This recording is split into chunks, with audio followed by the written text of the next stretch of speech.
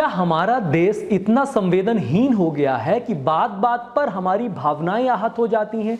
बात बात पर हम किसी भी चीज को लेकर के इतने सेंसिटिव हो जाते हैं कि उस मुद्दे को लेकर के सड़क से लेकर के संसद तक, पार्लियामेंट तक, विधानसभाओं तक हम ऐसा नैरेटिव सेट करने लगते हैं जैसे कि कोई बहुत बड़ी घटना हो गई हो। जय हिंद साथियों, नमस्कार। मैं हूं आपका दोस्त ललित व्यास पांडे। साथियों, हाल ही में उत्तर प्रदेश दरोगा का एक पेपर होता है और उस पेपर में एक प्रश्न को लेकर के बहस छिड़ जाती है और जगह जगह पर उसके प्रोटेस्ट दिखाई देते हैं। सोशल मीडिया पर पूरा रायता फैलाया जाता है कि इस प्रश्न में फलाना ऑप्शन की वजह से हमारी भावनाएं आहत हुई। क्या हमारी भावनाएं इतनी कमजोर हैं या हमारे संस्कार इतने खराब हो गए हैं? आखिरकार ये नफरतवादी जो नैरेटिव है ये आ कहां से रहा है? मामला था कि अवसर के साथ बदल जाने वाले प्रजाति को वाक्यांश में क्या कहा जाता है? एक शब्द जिसमें ऑप्शन था, अवसरवादी कहा जाता है, निष्कपट कहा जाता है, सदाचारी कहा जाता है या पंडित कहा जाता है। अब ऑप्शन में पंडित रख देने की वजह से जो पंडितवादी विचारधारा के साथ इस समय पे नैरेटिव सेट करने में लगे हुए हैं, उनकी आहत हो जाती है, भावनाएं हो जाती हैं आहत, और वो जगह जगह पर इस प्रकार का प्रोपेगेंडा फैलाते हुए दिखाई देते हैं कि जैसे कि जानबूझकर ये ऑप्शन डाला गया। जानबूझकर भी अगर ये ऑप्शन डाला है तो कहीं से कहीं तक इसमें अपमानित करने वाला कोई भी विधान नहीं है। आखिर ये हो क्यों रहा है? लगातार छोटी छोटी बातों पर हमारी भावनाएं क्यों आहत हो रही हैं? ये केवल आज ये पहली घटना नहीं है, ये एक दिन में ऐसा सब कुछ नहीं हुआ। ये नफरतवादी नेताओं के द्वारा जो जातिवादी चक्रव्यूह और जातिवादी जाल फैलाया गया है, जातिवादी तुष्टीकरण की जो नीतियां सामने आई हैं, उसके बाद ये क्रिया की प्रतिक्रिया के तौर पर एक और वर्ग जो सन्नाटे में भी शांत बैठा हुआ था, वो वर्ग भी निकल करके आ रहा है।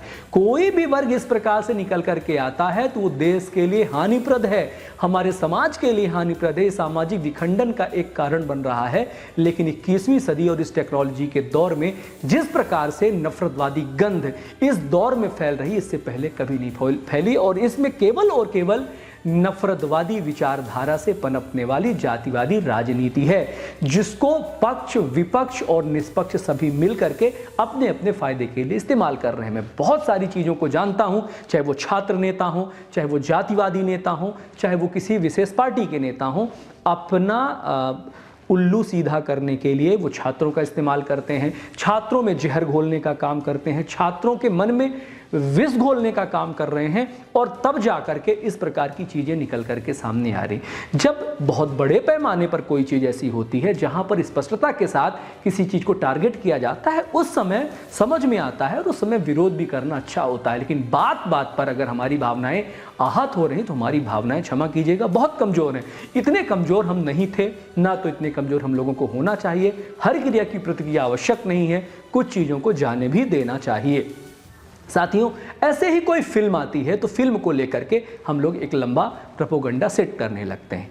यहाँ अभी एक बात और मैं बताऊंगा, कुछ फिल्मों में जानबूझकर डाले गए कुछ जातिवादी कंटेंट होते हैं तो उनको तो हमें मतलब उनके खिलाफ तो बोलना ही पड़ता है। जैसे अभी घूसखोर पंडित आई थी, जिसमें स्पष्ट साउंड हो रहा था कि एक विशेष जाति वर्ग के लिए यहाँ अपमानजनक शब्दों का प्रयोग हुआ है। उसके लिए जो प्रोटेस्ट हुए या उसके लिए जो विरोध हुए वो बहुत सही था और बहुत हद तक वो स्वाभाविक था। ऐसे ही एक यादव के लिए लेकर के एक कोई फिल्म बनी थी, उसमें भी ये जातिवादी कॉन्टेस्ट था, जिसको लेकर के इतनी संवेदना तो होनी चाहिए। लेकिन ऐसे प्रश्न पत्रों में जब इस प्रकार की चीज़ें होती हैं तो वो कहीं ना कहीं प्रश्न चिन्ह खड़ा करती है। हाल ही में फिल्म धुरंधर आई है तो एक धर्म विशेष के प्रति उनकी भावनाएं आहत हो रही, जबकि उसमें केवल और केवल पाकिस्तान में हो रहे गतिविधियों का हो सकता है अतिशयोक्तिपूर्ण वर्णन किया गया हो, लेकिन क्या फर्क पड़ता है? वो तो हमारे देश के बाहर की बात है, आतंकवादियों की बात है, और आतंकवादी किसी भी धर्म के हो सकते हैं।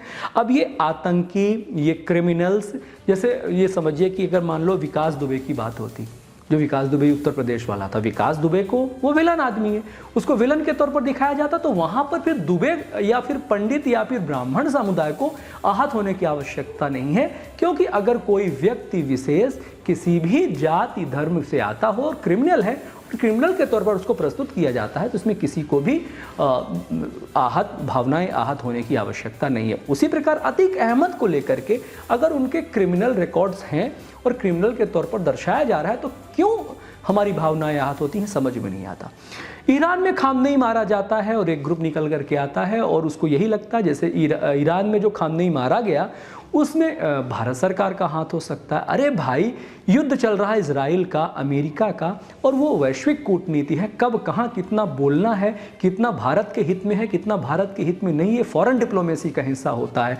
ये कोई गली राह चलते चीज़ों में 56 इंच का सीना क्यों नहीं दिखा दिया, नहीं होता। हर जगह हमारी भावनाएं आहत हो जाती हैं, लेकिन भावनाएं चिन्हित जगह पर भी कई लोगों की आहत होती हैं, हर जगह नहीं होती। जैसे अभी काबुल में पाकिस्तान ने हमला बोला, उसमें हॉस्पिटल में 400 लोग मारे गए, किसी की भावनाएं आहत नहीं हुई, ना तो कोई बैग लेकर के निकला।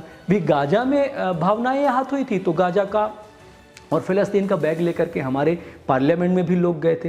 ये चिन्हित ही आपकी भावनाएं क्यों होती है, मुझे समझ में नहीं आता। लेकिन देश जातिवादी और धर्मवादी कितनी जकड़ में जा रहा है इस 21वीं सदी में, यही कारण है कि बाकी देश चांद में जा रहे हैं, बाकी देश रिसर्च में बहुत आगे जा रहे हैं और हम लोग जाति जाति, तू मैं, धर्म खेल रहे हैं और अपने लोगों के बीच में ही तू मैं करके एक दूसरे से टकराव करके जो हमारी मेरिट्स हैं, जो हमारी योग्यताएं हैं, उनको धराशायी कर रहे हैं। नफरतवादी पॉलिटिक्स का उनका शिकार बना रहे हैं और ऐसे लोग जो बहुत कुछ कर सकते थे वो धड़ल्ले से पीछे धकेले जा रहे हैं और केवल हमारी भावनाएं बार बार बिना बात के आहत होती चली जा रही हैं।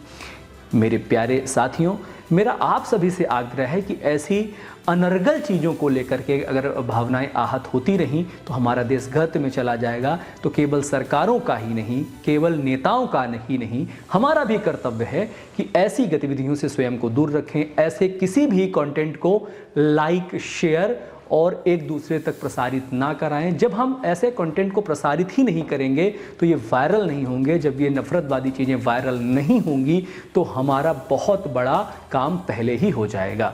इस वजह से बात बात में हमारी भावनाएं आहत नहीं होनी चाहिए। हम सब एक ही बगीचे के पौधे हैं, एक ही बगीचे के पुष्प हैं।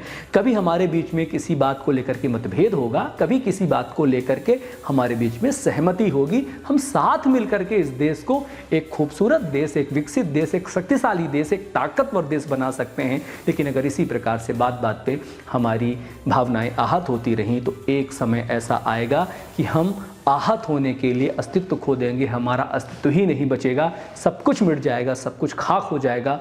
ध्यान रखिए और थोड़ा सा समझदार बनिए। बहुत बहुत धन्यवाद करते हैं आपको। जय हिंद, जय भारत, वंदे मातरम।